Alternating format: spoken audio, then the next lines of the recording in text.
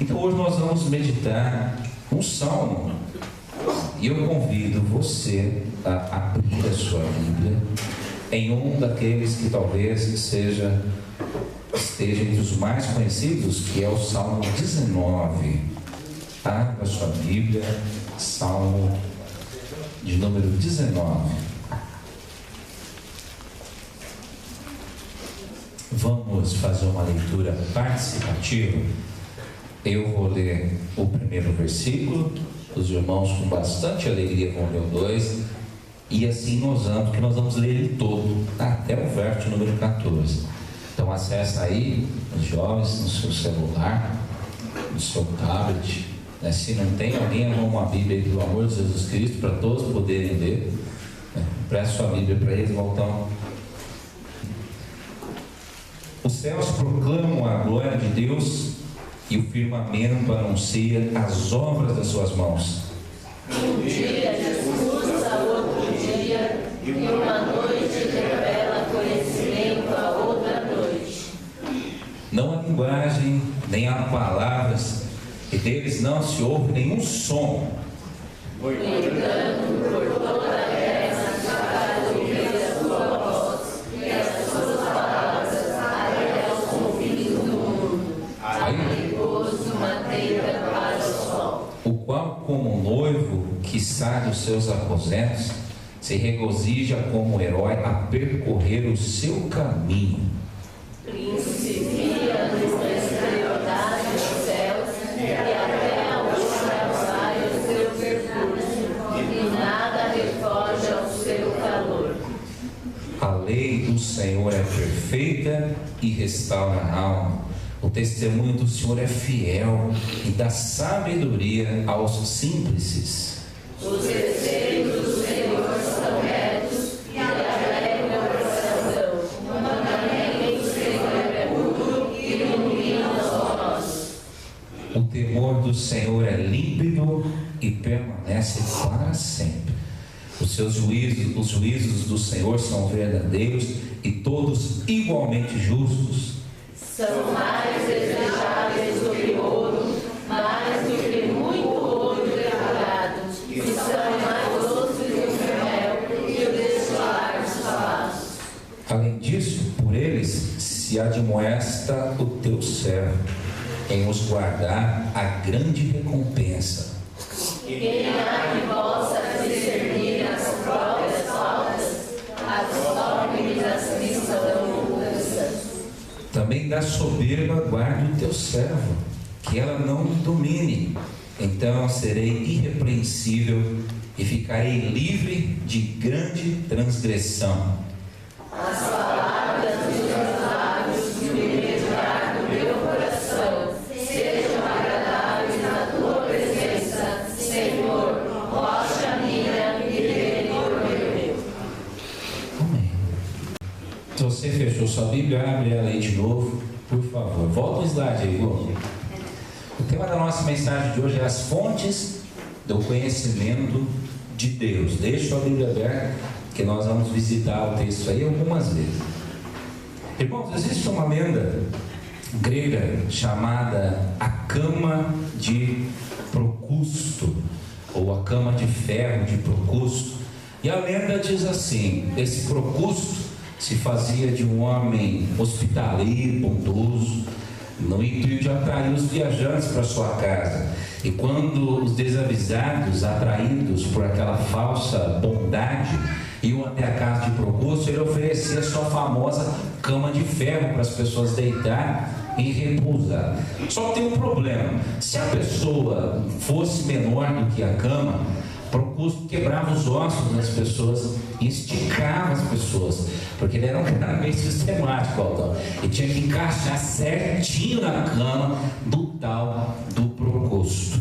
Se o camarada fosse maior, e se você já dormiu numa cama pequena, os pés ficam para fora, né, Felipe? Se os pés ficassem para fora, o proposto cortava a perna do cara, porque o cara tinha que encaixar na cama de proposto, até que finalmente Teseu, o herói grego, encontra o tal do proposto e derrota esse homem um tanto quanto esquisito. E é uma lenda morta, uma lenda um pouco estranha, mas ela foi usada muitas vezes para falar dessa mania que nós seres humanos temos de encaixar, de tentar fazer tudo caber no nosso sistema, no nosso jeitão de fazer as coisas. Essa mania que nós temos de querer amoldar tudo nos sistemas que nós temos catalogado dentro de nós. E a vida muitas vezes é interpretada por nós dessa forma: tudo tem que ser do meu jeito, da minha forma, da minha maneira. Ou eu estico ou eu corto, não importa, mas tem que caber na minha caixinha, nos meus conceitos, no meu achismo. A nossa natureza pecaminosa nos faz agir assim. Tudo tem que ser do nosso jeitão. E aí nós vamos sendo mais ou menos um proposto da vida. Tudo tem que caber, diminuindo ou não. É uma tendência nossa enquadrar tudo nos nossos padrões. E isso vai se desdobrando na prática mais ou menos assim. Eu começo um relacionamento e o outro não pode ser ele mesmo. Ele tem que ser aquilo que eu quero que ele seja. Então ele que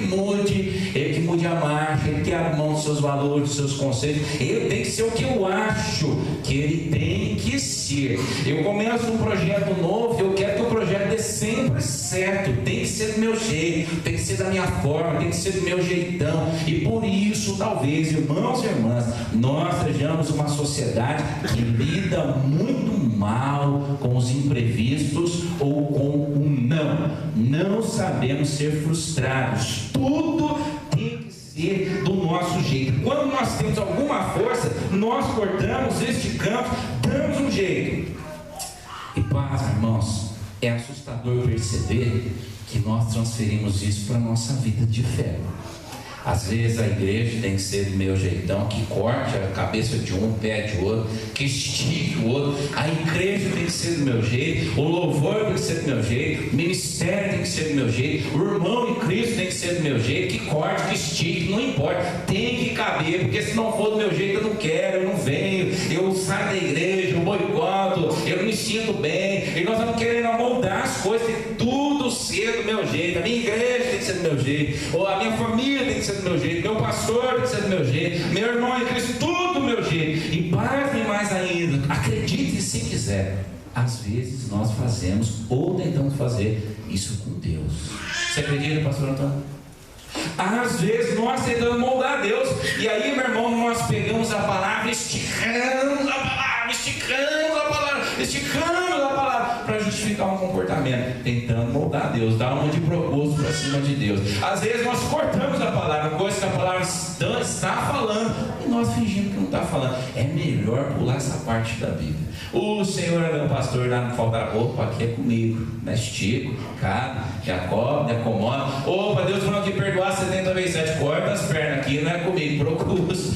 Irmão, nós somos uma geração que não somos nós mais que nos moldamos a Deus, a palavra de Deus, a revelação de Deus na pessoa de Jesus, mas me parece que é Deus que tem que se moldar o nosso estilo de vida, é a palavra que tem que se moldar, é a palavra que tem que se adequar à minha vida. Não! Nós somos uma geração que tenta moldar a Deus, e nós vamos cortando se preciso for. Não pode me incomodar. Eu vou esticando também, não pode me incomodar. E o nosso sistema religioso é muito especialista nisso, né? Nós pegamos o que Deus dá na palavra, e se não corresponder à expectativa, estica. Se me incomodar demais, economiza, passa a régua e dá um jeito igual. Nós, meus irmãos, escondemos atrás da religião, e nós queremos que Deus se amolde e que Deus respeite o nosso jeito, o nosso projeto, o nosso plano. Colocamos tudo pronto, trazemos o bolo pronto para Deus, queremos só que Deus coloque a cereja, tudo do nosso jeito, tudo da nossa forma. E o prejuízo, meu irmão, dessa postura é que nós conhecemos o sistema religioso, conhecemos religiosidade, frequentamos a igreja, conhecemos, flertamos com o sagrado, mas de repente não conhecemos mais a Deus, não conhecemos mais a palavra, destoamos do que professamos e do que vivemos. E aí é fácil entender porque que a nossa geração limitou a adoração a um culto de 1h30 de domingo.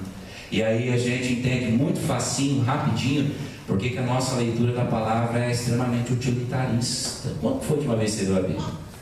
Quando você foi prestar um concurso, não foi? Falou assim, deixa eu ver se Deus vai abençoar mim. Quando o coração angustiou, não foi?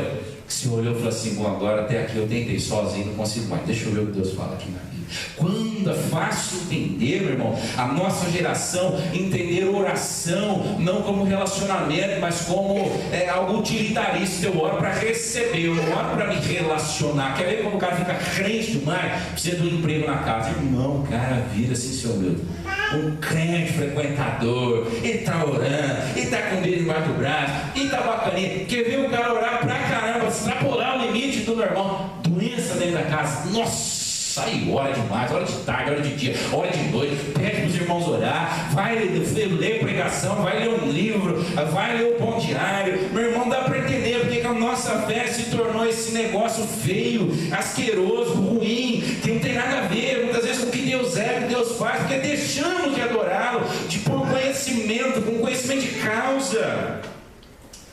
E aí, nessa sociedade, irmão, de crentes procustos que vão esticando Deus e vão cortando Deus, de fé utilitarista, de oração como algo, não é mais relacionamento com Deus, mas algo que traga resultados, nós somos desafiados a nos voltar para o Senhor, conhecê-lo, e uma vez conhecendo o Senhor, adorá-lo por aquilo que Ele é, por aquilo que Ele faz, e adorá-lo porque Ele é Deus. E aí nós precisamos olhar para esse salmo, porque esse salmo vai nos falar das fontes do conhecimento de Deus. E é isso que eu quero falar com você essa noite. Quais são as fontes do conhecimento de Deus que esse salmo mostra para nós? E antes de falar das fontes, me permite conceituar conhecimento. Há um autor chamado Jürgen Moltmann, que escreveu vários livros, um grande teólogo reformado, e ele tem um livro fenomenal chamado Teologia da Esperança. E o Moltmann vai fazer uma definição do que é conhecer, é do tipo de conhecer que Moltmann fala, que eu quero falar essa noite. E é uma coisa muito diferente. Conhecer na antiguidade tinha a ver com amor. Então eu amo o objeto que eu quero conhecer. Eu amo, sobretudo, o sábio, sobretudo, mostrava ser amante daquele que eu queria conhecer. Na pós-modernidade, não. Eu posso necessariamente conhecer, mas não amar. O cientista disseca o seu objeto, ele não ama o seu objeto. Se na antiguidade o conhecimento tinha a ver com amor, com paixão para com o objeto que eu quero conhecer, na pós-modernidade conhecimento se tomou posse, eu manipulo, eu vou repetindo o processo. Então eu quero falar de conhecer a Deus no primeiro sentido, conhecer como amar, como se debruçar sobre Deus, conhecer como se apaixonar por Deus, conhecer, mas não como algo que se manipula, algo que é um processo que nós não podemos manipular Deus. A nós cabe a sede do salmista, a minha alma tem sede de ti. Conhecer como quem ama, como quem é amante profundo do ser de Deus. E aí esse salmo é maravilhoso, porque ele fala de um conhecimento de alguém que está estupefato diante de Deus, de alguém que olha para Deus com lágrimas nos olhos, de alguém que olha para Deus com emoção, de alguém que se choca diante da grandiosidade de Deus, de alguém que se sente pequeno e se sente tudo ao mesmo tempo diante de um Deus que dá significado para tudo, de alguém que ama a Deus e conhece a Deus. E aí, vamos falar um pouco então. A primeira fonte do conhecimento de Deus, segundo o Salmo 19, é a própria criação. Olhe na sua Bíblia, por favor, no primeiro verso. Que texto fantástico! Os céus proclamam a glória de Deus, e o firmamento anuncia as sombras das suas mãos. Um dia discurso ao outro dia, uma noite revela conhecimento a outra noite. Não há linguagem, nem há palavras, e delas não se ouve som nenhum. No entanto, por toda a terra se faz ouvir a sua voz, e as suas palavras até os confins do mundo. Veja, irmão, que é quando uma pessoa consegue olhar para o mundo à sua volta e perceber Deus, reconhecer Deus no sol, na estrela, na lua, na criação, perceber Deus em todas as coisas, perceber as mãos de Deus, a presença de Deus, o poder de Deus, o cuidado de Deus. Esse é um olhar de quem é apaixonado por Deus, e aquele que ama a Deus vê o poder de Deus em tudo. Aquele que ama a Deus olha para a vida pelas lentes da fé e consegue ver Deus, irmão, no sorriso da criança, consegue ver Deus no pão que está sobre a mesa, consegue ver Deus em mais um dia de vida, consegue ver Deus no copo de água, consegue ver Deus no ar que respira. Tudo é um milagre, a vida é um milagre. Quando eu olho a vida pela perspectiva de Deus, Deus Criador está presente em todas as coisas. Isso muda tudo, porque eu não preciso receber o milagre para crer em Deus. Deus está.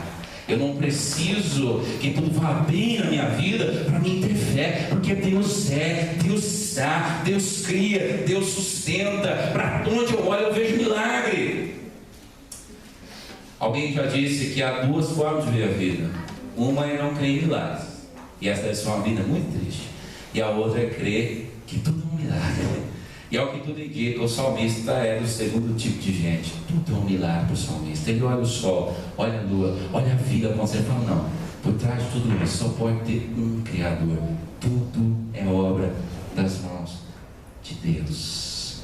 Eu amo as palavras de Paulo lá em Romanos 1:20, quando ele escreve assim: pois desde a criação do mundo, os atributos invisíveis de Deus, seu eterno poder, a sua natureza divina, têm sido vistos claramente, sendo compreendidos por meio das coisas que foram criadas. Como você tem olhado a vida? Pelo milagre de Deus. Deus está presente ou Deus está distante? Depende do jeito que você tem olhado a vida. E crer nisso, meu irmão, nessa sociedade ateísta, é um problemão. Uma sociedade vai dizer assim: não, ó, tudo deu um negócio lá no universo e do nada existiu e pronto, acabou, Deus está descartado. Crer nisso, uma sociedade secularizada que diz: não, Deus não existe. Se existe, bateu em retirada e ele é insignificante. É um problemão. Mas ver a vida que não seja pelos olhos da fé, do milagre, da presença do Criador, deve ser muito triste. A vida se torna sombria, um fardo, algo insuportável. Caminhar pela vida sem a perspectiva do Deus Criador e o Deus presente é algo terrível. Como que você tem visto a vida? O salmista vê a vida pela ótica do milagre. Deus está em tudo. Não há discurso, mas Deus está falando. Deus está em tudo. Talvez nós estejamos perdendo a percepção de observar. Eu acho lindo quando ele fala assim: olha a lua, o sol, as estrelas. Eu acho tão lindo, porque me lembra tão mais ou menos quando Deus chamou Abraão. Deus disse a Abraão: vem cá, você quer ver o tamanho da glória, dos milagres, das coisas que eu faço? Olha essas estrelas aí, conta. Você consegue contar? Não. Conta os grãos de areia, consegue contar? Não. Pois é, mas eu faço milagres tão grandes que a sua descendência vai ser do tamanho dessas estrelas, tão numerosas quanto.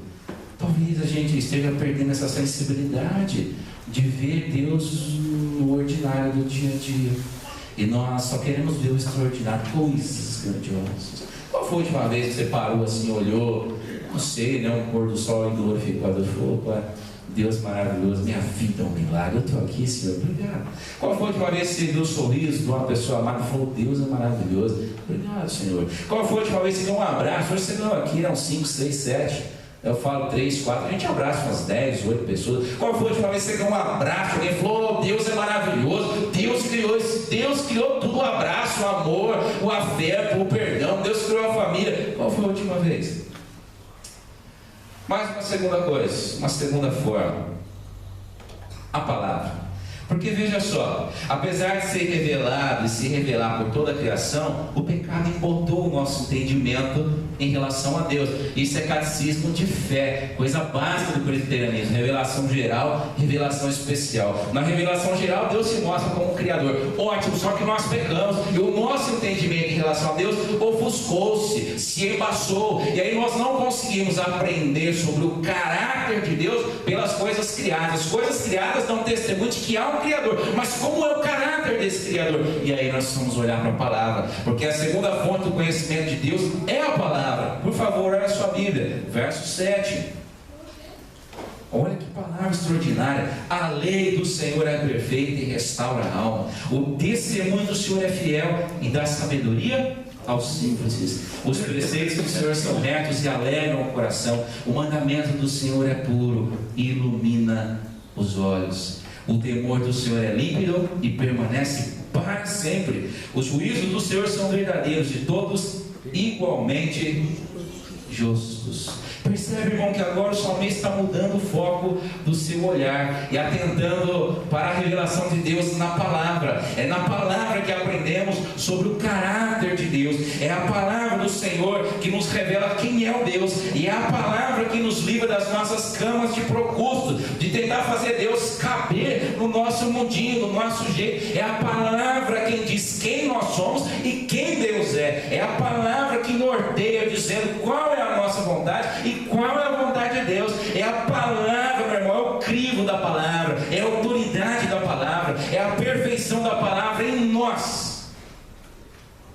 Qual é o nosso relacionamento com a palavra de Deus? Porque se nós estivermos nos relacionando com Deus por intermédio da sua palavra, logo você está cortando as pernas de Deus. Não vai longe, você está esticando Deus. Não vai longe, você está tentando fazer Deus enquadrar na sua vida, no seu mundinho. E quando você perceber que Deus não vai se enquadrar no seu mundinho, muito provavelmente você vai se rebelar contra Deus. Que Deus é esse que não faz nada por mim? Por isso, talvez, meu irmão, o inimigo tenha se esforçado ao longo dos séculos para nos afastar da palavra. E eu acho que ele nunca foi tão feliz quanto hoje em dia, porque houve um tempo onde os servos de Deus queriam ler a palavra e não tinham uma Bíblia para ler. Hoje existem Bíblias, mas me parece que não tem gente que quer ler essa Bíblia. E eu acho que é muito pior ter e não lançar mão do que querer e não ter. Qual você acha que é pior?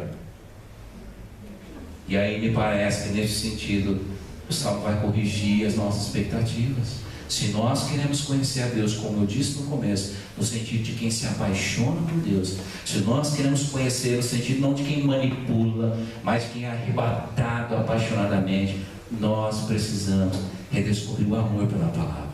Precisamos redescobrir o mel que destila da palavra. Precisamos, meu irmão, deixar a palavra nos podar, a palavra nos moldar, a palavra pôr ordem na nossa vida, a palavra trazer sentido para o caos que é a nossa existência, a palavra de Deus ressuscitar em nós, meu irmão, a santidade, a palavra de Deus dar o norte para os nossos relacionamentos interpessoais, a palavra de Deus dar o norte para o ministério, para a família, para a vida.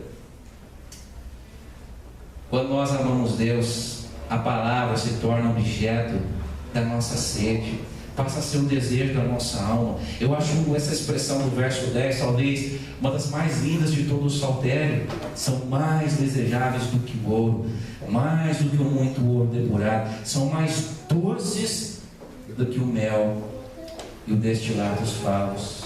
Logicamente você já comeu uma colher de mel. Eu fico me perguntando, o que pode ser mais doce do que uma colher de mel? O que pode ser mais brilhante, precioso do que um ouro, do que um mineral depurado, do que o salmista vai dizer que nada disso se compara à doçura da palavra, ao valor da palavra, à importância da palavra, ao prazer que a palavra tem que ter na nossa alma, na nossa vida. Eu fico muito preocupado porque ler a palavra, orar, buscar a Deus não é natural. Eu acho que eu disse isso aqui numa última escola bíblica dominical. O nosso natural é levar 15 minutos para orar. O nosso natural é sentar na frente do Netflix e assistir o Stranger Things. Estreou, você falou outro dia, né, pastor Antônio, do Game of Thrones. Eu não acompanhei o Game of Thrones. E aí eu fiquei sabendo que o final não foi bom, né? Foi ruim, os fãs ficaram meio revoltosos aí. Aí eu falei assim, é por isso que eles não vieram na igreja. Os 2 finais de semana ficaram de luto pelo final ruim do Game of Thrones. Tiraram o sarro de mim, que o final foi ruim, né, Deus? Não gostaram, né? Mas o Stranger Things, acho que é Things, esse eu estou assistindo, né? E estreou agora, então o nosso natural é sentar lá, meu irmão, e ficar 40 minutos. Aí você gosta, não, mais um. Outro episódio, terça-feira é feriado, você esgota os 7, 8 episódios, 40 minutos assim, ó. Isso é o natural da carne. O sobrenatural você fala, não, hoje eu vou dizer não para a carne, hoje eu vou jejuar, hoje eu vou buscar o Senhor, hoje eu vou ler o Salmo, nunca li o Salmo, hoje eu vou ler mais Salmo 23, mais do que o Salmo número 1, primeiro. Hoje eu vou ler a palavra. Isso é sobrenatural, irmãos. Mas quando a gente quer conhecer Deus, a gente tem que se lançar no sobrenatural. Aprender a dizer não para o natural e começar a deixar Deus tomar o nosso coração, nosso tempo, nossa vida, nossa agenda. Deixar Deus bagunçar a vida e falar, não, isso aqui não é nesse lugar, não, isso aqui é nesse lugar, ó. Tira, tá ruim aqui, tá, é aqui, ó. Deixar Deus mudar, colocar, acrescentar, tirar. As religiões, interessante, né? As religiões criam seus sistemas, doutrinas, e vão criando, vão inventando. De repente a palavra já não é mais a regra de fé e prática, a gente tem que ajudar. E talvez por isso hoje a gente prega que os estudiosos das missões vão chamar de evangelho encolhido. A gente tem que ajudar o evangelho, né? A palavra já não converte, então vamos fazer uma festinha, junto com a festinha a gente fala alguma coisinha da Bíblia. Então vamos fazer um evento, vamos fazer uma atividade, vamos fazer uma recreação, vamos fazer um passeio. Ô meu irmão, que isso? É a palavra que converte, é a palavra que revela, é a palavra que convence do pecado. Evento por evento, porque acaba, vai embora. Gastou dinheiro, gastou recurso, cansou o líder e nada de mudança de vida. É interessante que não é um problema novo. Karl Barth, na metade do século passado, já havia previsto isso, que haveria de chegar o dia que a igreja não confiaria mais na eficácia do evangelho e começaria a mesclar evangelho e atividade, evangelho e atividade. E ele vai dizer um negócio fantástico. Ele vai dizer assim, ó: nós já não confiamos mais no poder da palavra de Deus e por isso julgamos ter que ajudá-la com programas e ideias criativas que nada mais são que um atestado da nossa falta de fé na fidelidade de Deus e na palavra de Deus. Qual é o nosso relacionamento com a palavra? Que gosto tem a palavra de Deus na sua boca? É mel. Que valor tem a palavra de Deus para você? Mais que o ouro depurado. Qual é o seu relacionamento com a palavra? Há uma máxima muito boa, né? Mas reflete bem o tipo de inversão que nós fizemos. Se você esqueceu o celular aqui hoje na igreja, chegar na sua casa, bater a mão no seu bolso assim, ó, o celular ficou na igreja. Você volta aqui domingo que vem para pegar, não volta? Rio alto, né? Para vocês iam rir por dentro. Domingo que vem? Não ser um cara assim, talvez que nem o Fábio, né? Trabalha lá na multinacional. O Fábio Cerimônio, o Fábio Luiz também, né? Uma área que trabalha com o celular, né? É reunião online, é tudo online ali, tal. Mas você volta aqui domingo que vem, te dá um desespero da morte, cara. É meia-noite, você tem que ir na casa do pastor, não quero nem saber. Tá 5 graus, pastor põe uma meia, põe uma touca, vem abrir igreja, nisso eu vou na tua casa. E a Bíblia, irmãos? É uma máscara assim, chega a ser infantil, mas reflete bem a Bíblia. Ah, mas eu leio online. Qual é o nosso relacionamento? E não é exortar, mas a minha oração é para que você se apaixone de novo pela palavra de Deus. Lembra quando a gente se converteu? A gente se converte, a gente fala, primeiro projeto de vida, fala assim, eu vou aprender a orar, primeira coisa. Você lembra que estava com alguns dias de batizar, estava num culto de quarta-feira? O presbiterianismo é igual aqui, igual no interior, igual na China, igual no Japão, igual em todo lugar. O dia que o presbiterianismo funciona é no domingo, meio de semana é aqueles heróis da fé, sabe? Aqueles gatos do lugar. E no interior não era diferente, estou lá no culto, 15 dias de batizado, e meu irmão sentado assim, nem o João e a Rani aqui na frente, um assim, pô. Aí o presbítero abençoado lá na frente falou, convido o jovem, o irmão Franco, que se batizou há 15 dias, se levantar e fazer uma oração. Eu só não corri, porque era o primeiro que a porta estava muito longe. Falei, agora seja que Deus quiser. Lembrei do irmão orando, né? Falei, eu sei que tem que falar em nome de Jesus no começo, em nome de Jesus no fim. E foi lá a oração, nem sei como é que foi. O segundo projeto é ler a Bíblia. E aí quando a gente se converte, a gente vai lá em Gênesis, lê Gênesis, atravessa na história de Abraão, Isaac, Jacó, Arca de Noé, dilúvio, não dilúvio, secou, não secou e vai embora. E a gente não desiste, aí você vai para Êxodo, as pragas e tal. Mas você já leu a Bíblia para um pouquinho além de Êxodo? Tem que ser crente. Aí começa aquelas listas enormes, você já viu, Walter? Genealogia. Pai de Abinego, pai de Matusalém, pai de Melquisedeque. Estou falando os nomes bonitos, porque os feios são impronunciáveis. E fulano, e fulano, e fulano, e repete, e repete, e repete, e repete, e repete. Mas a gente lê, nada atrapalha, nada difícil, mas com o passar do tempo isso vai arrefecendo, né? Arrefecendo. E a gente vai vivendo das histórias do passado. A gente vai vivendo da fé dos homens da Bíblia, como se Deus não fosse o mesmo Deus hoje. A gente vai vivendo das coisas, das conquistas do passado. E aí a gente precisa voltar a conhecer Deus, se apaixonar por esse Deus que traz essa palavra para iluminar o nosso coração. E deixa eu falar um negócio para você.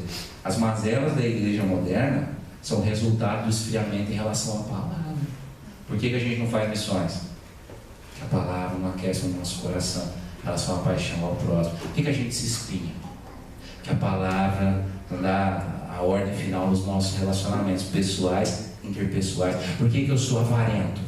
Porque eu não aprendi na palavra ainda que o motivo é contribuir, é acrescentar, é doar. Por que eu sou do jeito que eu sou e eu nunca obedeço a Deus? Esfriamento da palavra. Ah, mas eu estou no culto. Está na palavra ou está no culto? Por último. Opa. Vai você então. O conhecimento que vem a partir da experiência pessoal com o Criador. Volta um antes dessa leitura. Não tem um slide aí? Então deixa isso para depois. Leia sua Bíblia aí comigo, irmãos. Primeiro, a criação. Deus está falando com você. Eu estou aqui, filho. Olha para as estrelas, olha para o céu, olha para o mar. Eu lembro de Isaías dizendo: olha, Deus mede as águas do mar na palma, na concha que ele faz com a palma das suas mãos. Lembro do profeta dizendo: Deus conhece as estrelas pelo nome, chama pelo nome. A terra é o estrago dos seus pés. Deus está falando com você. A vida é um milagre do Criador. Mas segundo, Deus está te ensinando o caráter dele, a vontade dele na palavra. Então, se você, meu irmãozão, não começar a ler a palavra, você não vai conhecer o caráter e a vontade de Deus. Nunca você vai ser um procusto eternamente, esticando, cortando, nunca obedecendo à vontade de Deus. Joga essa cama de ferro fora. Vai ler a palavra, vai sentir a doçura da palavra, vai, meu irmão, ser depurado pela palavra. E mais que ler a palavra, seja lido pela palavra. Mais uma segunda fonte do conhecimento de Deus. É a vida que vê Deus na criação, e é a vida que é transformada por essa palavra. Porque aí os outros olham e veem o que Deus pode fazer na nossa vida quando a gente entende Deus e é transformado pela palavra de Deus. Verso 11. Além disso, por eles se admoeste o teu servo em os guardar a grande recompensa. Como que eu sei da eficácia da palavra? A palavra põe ordem na casa, irmão. A palavra põe ordem na minha vida. Olha, admoesta o teu servo. A palavra molda a minha vida. Mas mais do que isso, continua lendo aí, verso 12. Quem há que possa discernir as próprias faltas, absolve-me das que são ocultas. E agora, olha o verso 13. Também da soberba guarda o teu servo, que ela não me domine. Então serei irrepreensível e ficarei livre de grande transgressão. Essa expressão aqui do verso 13, soberba, é muito importante para entender o salmo como um todo. Também da soberba guarda o teu servo. Soberba aqui, meu irmão, tem a ver com o que aconteceu lá no paraíso. A soberba aqui, na palavra no hebraico original, faz menção àquela ideia de uma vida autônoma de Deus. Eu posso sem Deus. A vida acontece sem Deus. Isso está presente desde que o mundo é mundo. Deus criou tudo, fez tudo, disse: olha, não comam, vivam em paz, vamos viver bem, vamos viver aqui numa comunhão maravilhosa. Não comam. Deus vira as costas, o que o ser humano faz? Procusto, corta pé, corta cabeça. Deus não sabe nada. Está falando isso porque Ele não quer que a gente tenha entendimento, porque Ele sabe que o dia que nós comermos, vamos ser tão sábios quanto Ele. É exatamente essa soberba. A soberba é alguém que planeja a vida sem Deus nessa equação. E aí eles vão e comem, e o resultado você já sabe. E nós estamos aqui hoje sabendo muito bem a história. Essa soberba que o salmista fala aqui, é essa ideia, é essa tentação que todos nós aqui sofremos de caminhar na nossa vida sem interrupção de Deus, sem a vontade de Deus, fazendo o que nós queremos, nos governando, nos dirigindo, sendo autônomos em relação à vontade de Deus, vivendo para nós mesmos. E aí o salmista vai dizer: Senhor, me livra disso, Senhor, porque quando o Senhor me livrar disso, dessa vontade de ser autônomo em relação à tua soberania e à tua palavra, olha o resultado, irmãos.